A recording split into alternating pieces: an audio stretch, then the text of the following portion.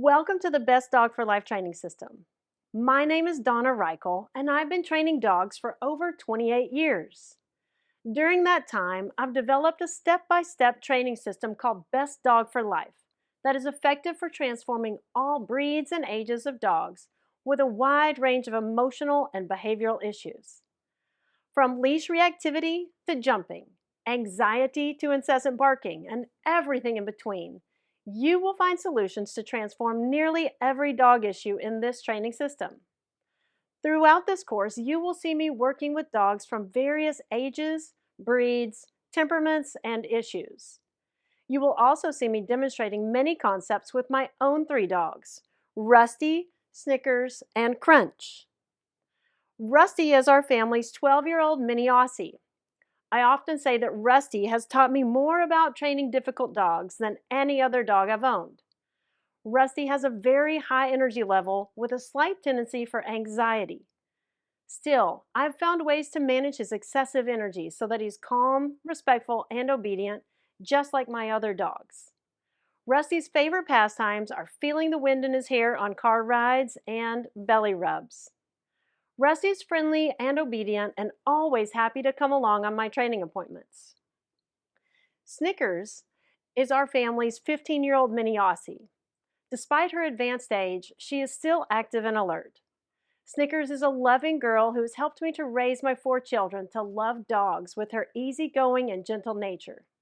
She's extra patient with puppies and is my go-to helper when I need to provide socialization to a young or anxious puppy. And Crunch is our family's 8-year-old chocolate lab. Crunch is a fun-loving dog with a medium energy level. His favorite pastimes are retrieving balls and frisbees.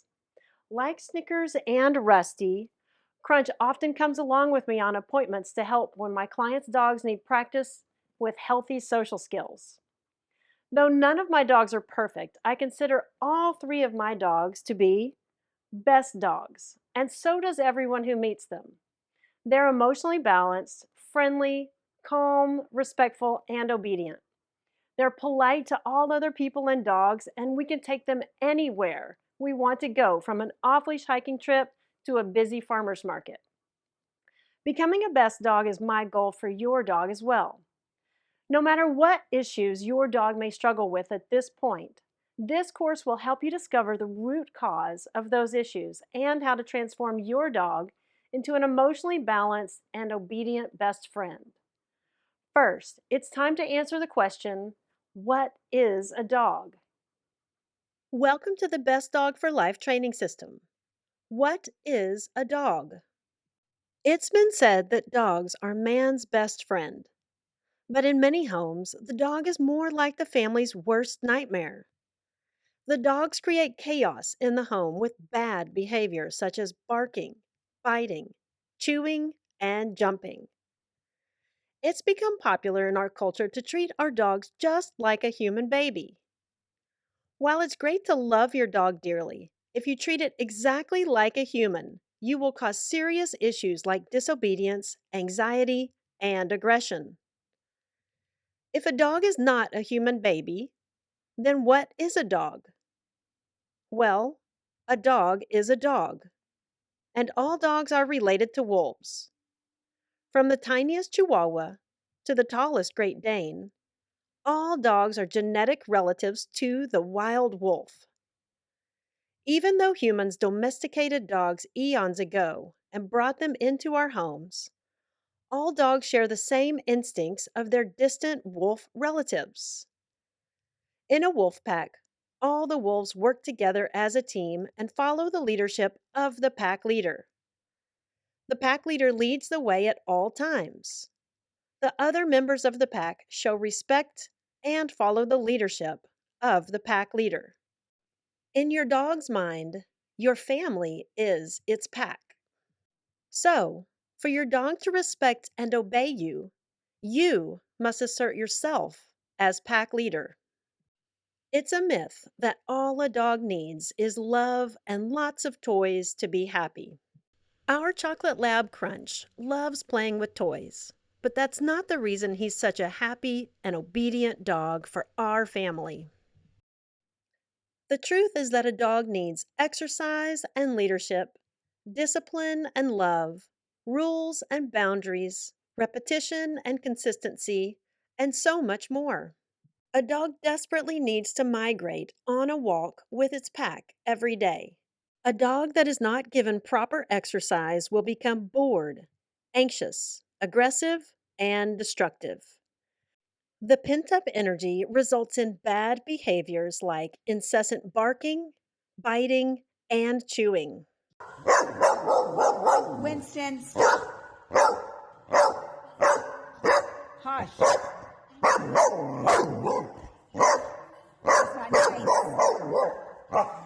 not nice. No. Ow!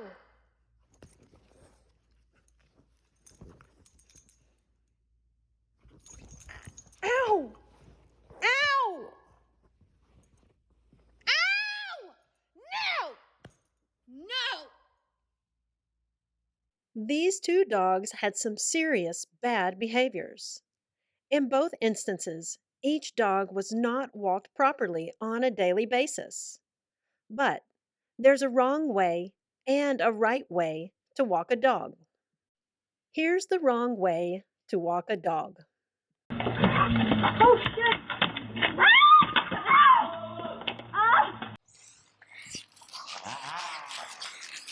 Come on, Crunch.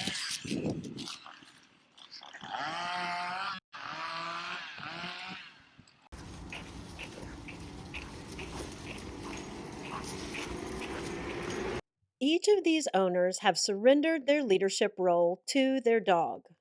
When a dog is allowed to lead the way on a walk, the dog becomes the pack leader.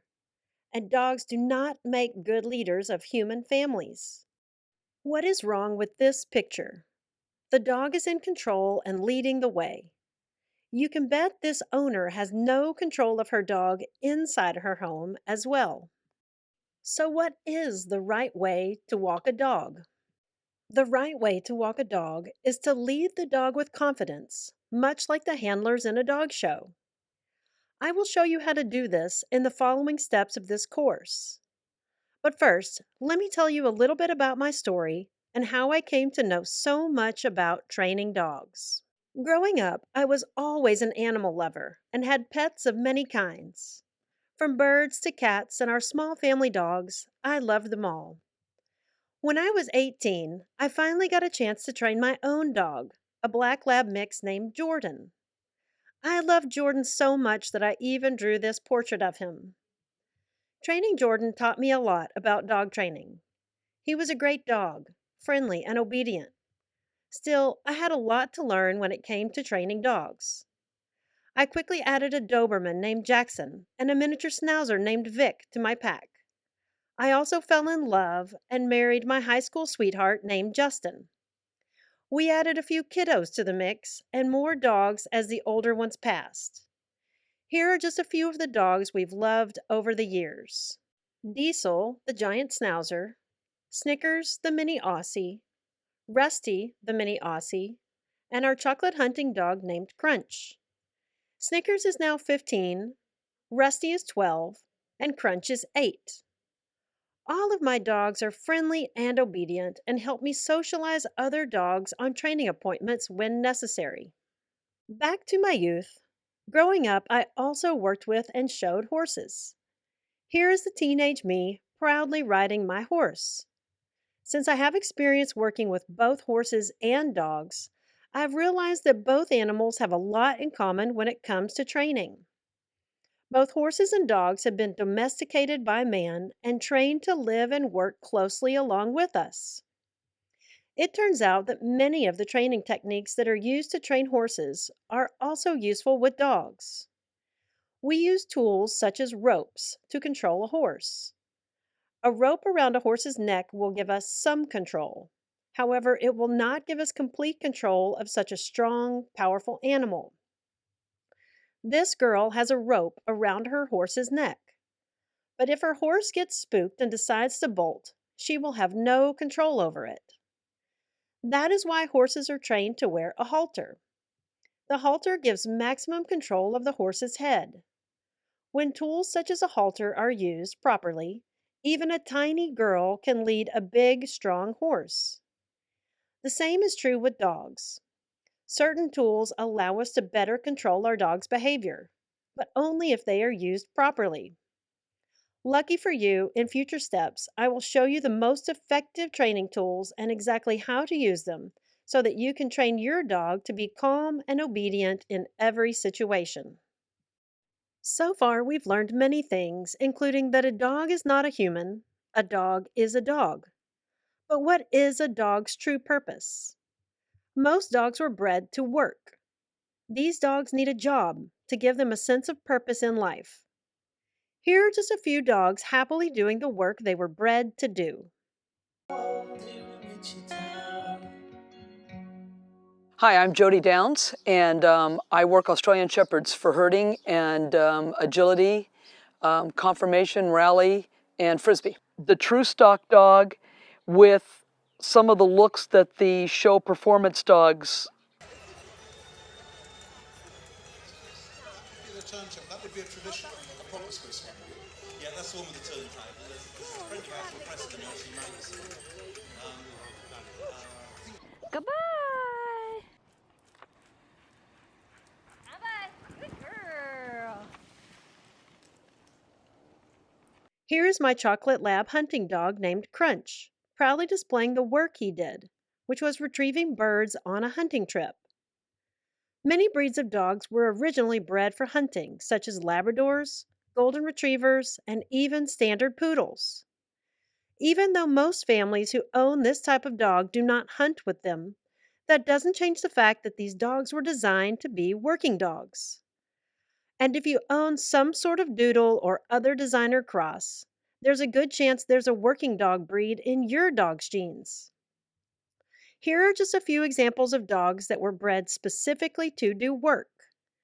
These dogs live their best and most fulfilled lives when their owners can give them a job to do. In future steps, you will learn why it's so important to research your breed to discover what your dog was bred to do. You get a paws up since you now have discovered the true answer to the question, what is a dog, as well as a dog's true purpose. Now it's time to begin the step-by-step solution to transform your dog into the best dog for life. Now that you know the answer to the question, what is a dog, and have begun to discover what your dog needs from you so that it can become a best dog, it's time for me to introduce you to the step-by-step plan of how we're going to proceed. I call this the Best Dog for Life Game Plan for Success. Training a best dog is much like being the coach of a winning team. Successful coaches know that to train a winning team, it takes time, tools, knowledge, skill, preparation, practice, repetition, and hard work. A successful coach studies and follows a game plan to prepare their team to win. Now move on to the Best Dog for Life Game Plan for Success.